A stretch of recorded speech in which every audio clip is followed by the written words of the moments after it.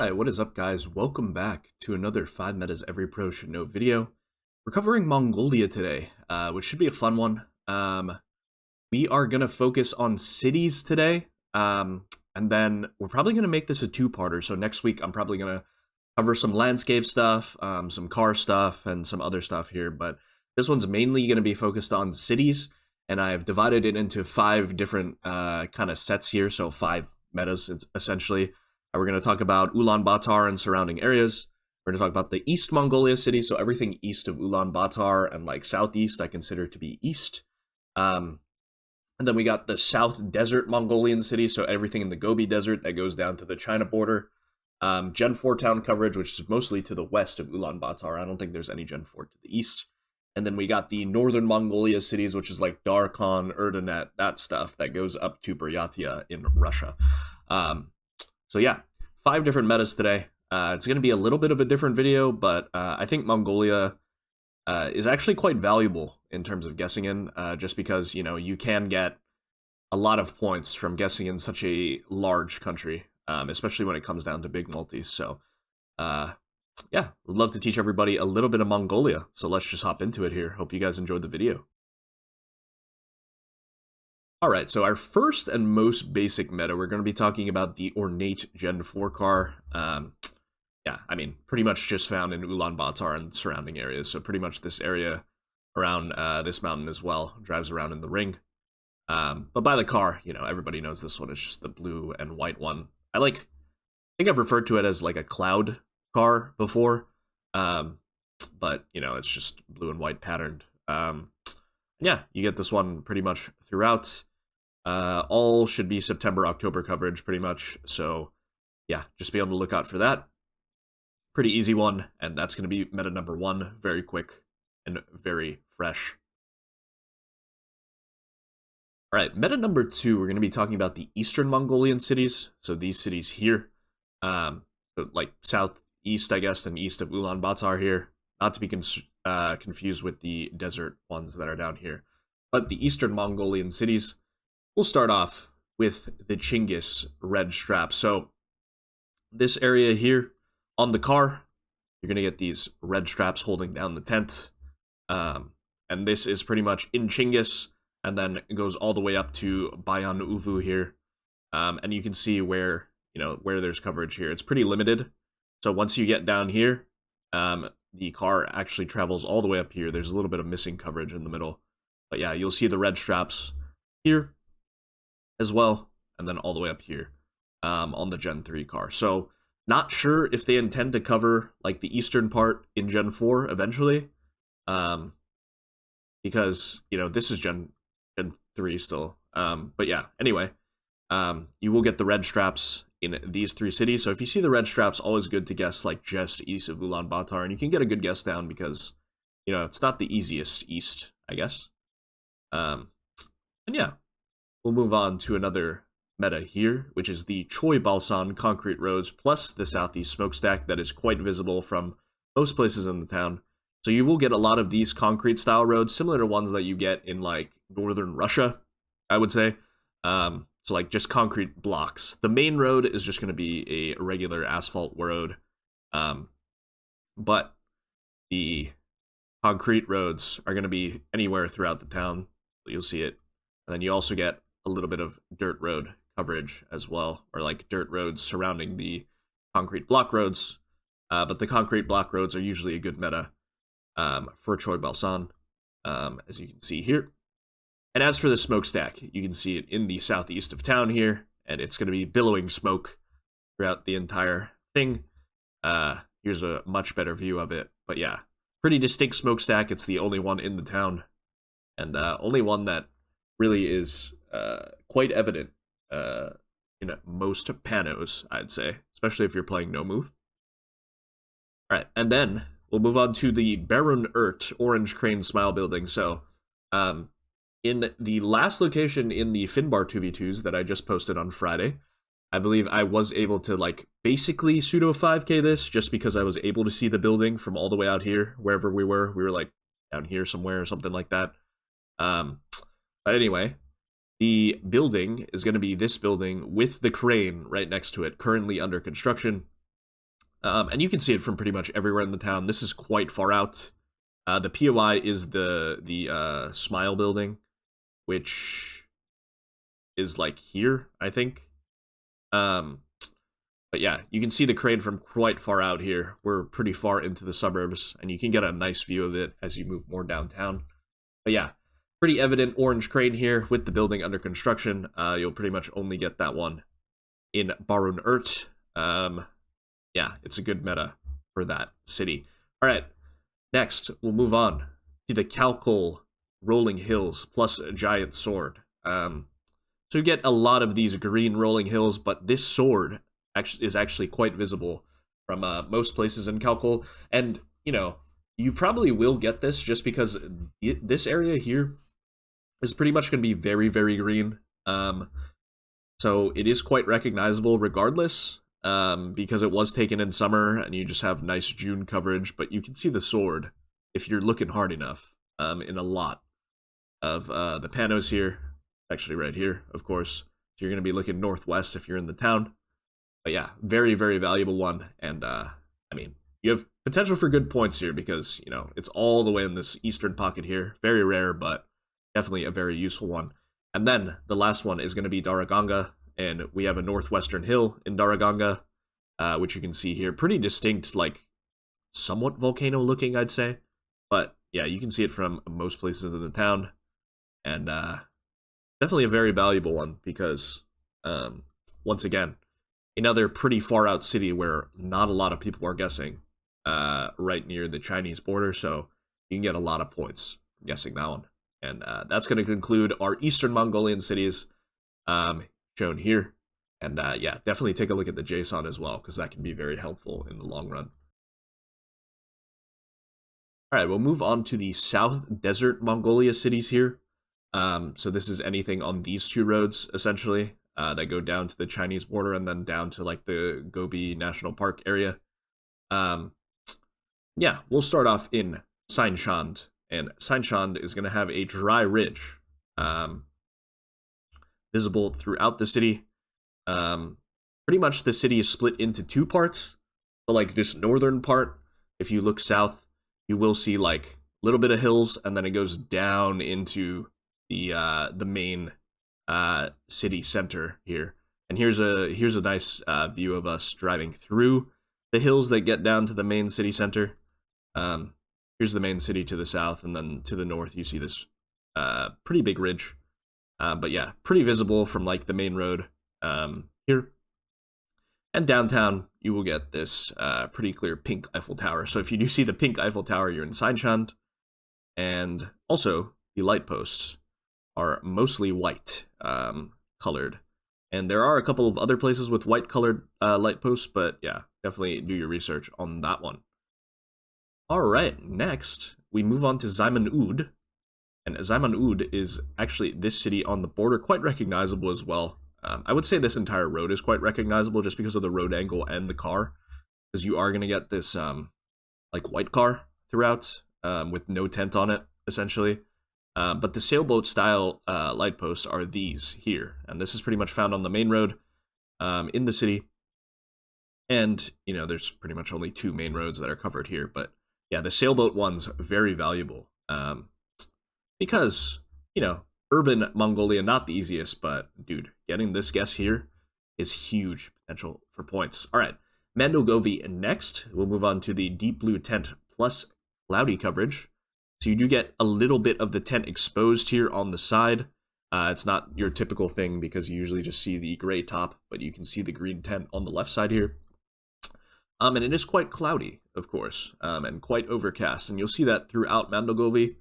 So with the blue tent exposed, in most cases, and you will get that cloudy coverage throughout. So look at that one as well. And the Zangad sunset coverage, plus loose left tent cover. This one, you can actually see the tent sticking out on the left side here. Not folded well, I guess they didn't pack it too well. But yeah, the sun is also setting to the west here on pretty much all of the coverage, Zangad. And yeah, you can look at the loose tent cover, plus the sunset coverage, and know, oh, hey, we're here. And it's actually great because Dude, the cities are so far spread out. It's just potential for great points. All right, last thing we'll move on to is the Choir Blue Lamppost. And yeah, this is pretty much like the white lampposts from the Seinshan locations, but you know, this one will get a blue light post, and you'll see that on the 2 roads that actually go into the city here. Yeah, pretty unique, this this southern deserty Mongolia city. All right, meta number 4 here. We're going to move on to some Gen 4 town coverage. So pretty much the Gen 4 has gone on this loop-de-loop here that I'm highlighting. And yeah, you can kind of see it by the markers as well. It also went to Ulaanbaatar in the middle here. But yeah, let's hop into it. We're going to start off with our Vekir green landscape plus the Ferris wheel here. Can't see the Ferris wheel everywhere, but yeah, it is quite visible, especially on this divided road here. Pretty built-up city, I'd say. So, you know, be on the lookout for that. I know Mongolia is modernizing, and with recent new Street View coverage, it's actually pretty cool to see the country kind of be built up a little bit more. But yeah, you do see this Ferris wheel. And, you know, it is, of course, very, very green, as this was taken in the middle of summer. You do get a lot of green coverage around the entire city. All right, next, we'll move on to the Bayon Kongor Dry Hills, plus the Siombo symbol. So that's the symbol that's on the Mongolian flag there, and you can see that on the very dry hill that is to the southeast of the town, as you can see here. Dry hills here, and yeah, just pretty dry coverage. You can see the dry hills very clearly here, and you can see the symbol there. So pretty valuable, and I would say it's on this thing on the other side of the river. So yeah, maybe not the strongest meta, but definitely pretty valuable if you're guessing within urban Mongolia. Next, we'll move on to Sursurleg. You've got the rocky, very rocky style hills to the north of the town, and you can see little trees spiking up on it, so it is just slightly growing here. And yeah, you can see the mountains are very rocky, but it's not fully tree covered. But yeah, pretty good meta, I'd say, because these rocky mountains, although you will see them some other places, you won't get as many like sparse tree coverage on them as you will on these. All right, Song Sigel, wavy lamppost plus red roads. So this one, you'll get the wave lamppost quite a bit, I will say, and these are throughout the middle of town. And yeah, the roads are pretty red, I'd say. Not quite Sioux Falls-esque, but still quite red overall.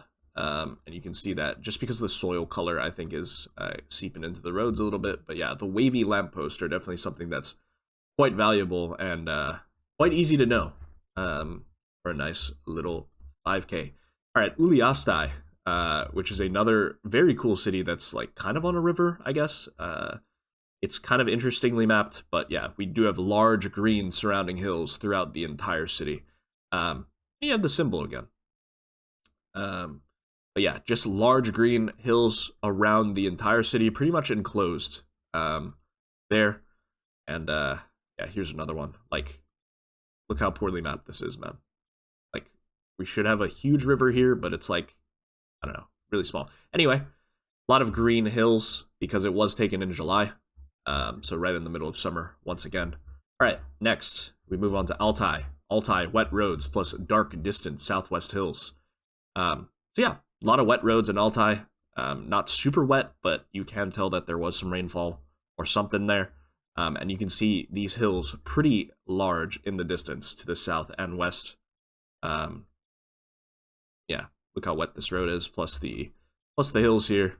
Not the most, like, reliable of metas, but yeah, you're definitely gonna have to learn and play like maybe an urban Mongolia map a little bit to help understand, you know, exactly which cities we're in. All right, next we'll move on to Kolft, and we have the North Sharp Rocky Hills here. So this one similar to the other rocky hills that we saw, but this one has absolutely no tree coverage on it at all, and yeah, very sharp looking. Especially this one, like this is a pretty distinct mountain as well.